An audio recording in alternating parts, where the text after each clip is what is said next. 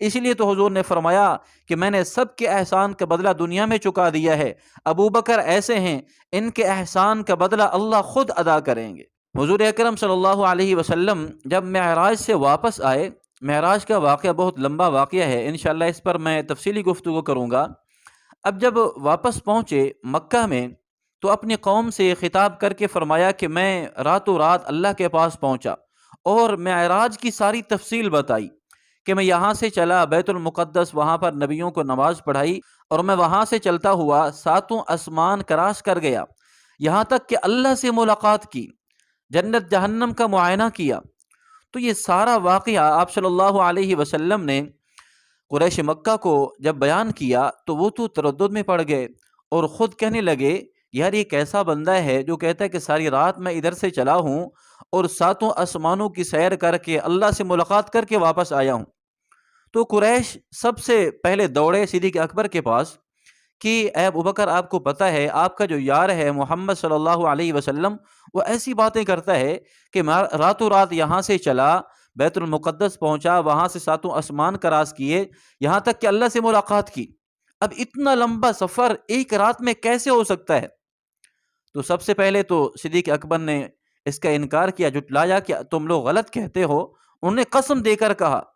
قسم کھا کر کہا کہ ہم اس بات کی تصدیق کرتے ہیں کہ محمد صلی اللہ علیہ وسلم نے یہ بات کی ہے۔ اب بات تو بڑے دل کی ہے کہ صدیق اکبر کے دل میں ایمان کتنا مضبوط تھا، اللہ کے رسول پر یقین اور ایمان کتنا ان کا بڑا تھا۔ جب یہ بات ان تک پہنچی سب سے پہلے انکار کیا، پھر جب لوگوں نے بار بار اصرار کیا تو انہوں نے کیا جواب دیا صدیق اکبر نے؟ اگر تم محمد صلی اللہ علیہ وسلم کے بارے میں یہ کہتے ہو انہوں نے یہ بات کہی ہے تو میں تصدیق کرتا ہوں، جو محمد صلی اللہ علیہ وسلم نے بات کی ہے وہ حق اور سچ ہے۔ میں تو اس سے زیادہ باتیں ان سے مان چکا ہوں کہ وہ آسمان کی باتیں کرتے ہیں، آسمان سے ان کو وحی آتی ہے، میں تو اس سے بڑی باتیں مان چکا ہوں، میں کیوں نہیں مانوں گا؟ تو کتنی بڑی بات ہے اللہ کے رسول کے صحابی خلیفہ اول حضرت ابوبکر صدیق رضی اللہ تعالی عنہ کی، تو اللہ تعالی نے کیا مقام دیا۔ اب دیکھیں، جب ساری زندگی حضور اکرم صلی اللہ علیہ وسلم کے ساتھ رہے تو اللہ نے جگہ بھی حضور کے ساتھ دی۔ صدیق اکبر رضی اللہ تعالی عنہ کے مرض وفات میں خود وصیت فرمائی، حضرت علی کو بلایا اور کہا کہ اے علی، جن ہاتھوں سے تو نے محمد صلی اللہ علیہ وسلم کو غسل دیا ہے انہی ہاتھوں سے مجھے غسل دینا، اور جا کر حضرت محمد صلی اللہ علیہ وسلم کی قبر مبارک کے سامنے اعلان کرنا کہ یہ ابوبکر ہے، آپ کا غلام ہے، اگر اجازت ہو تو اس کو آپ کے ساتھ دفن کر دیا جائے۔ یہ اتنا بڑا کام حضرت علی فرماتے ہیں کہ ہم نے ان کی وفات کے بعد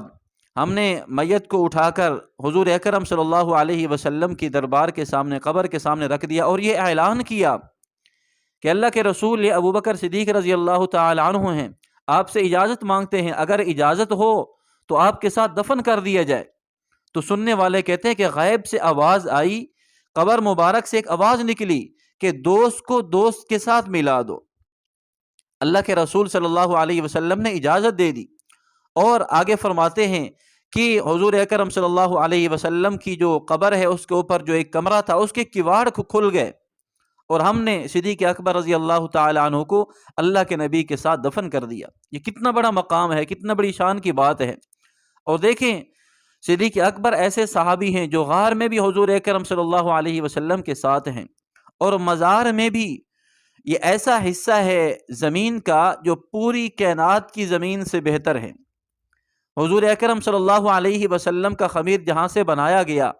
تو صدیق اکبر رضی اللہ تعالی عنہ کا خمیر بھی اسی مٹی سے بنایا گیا۔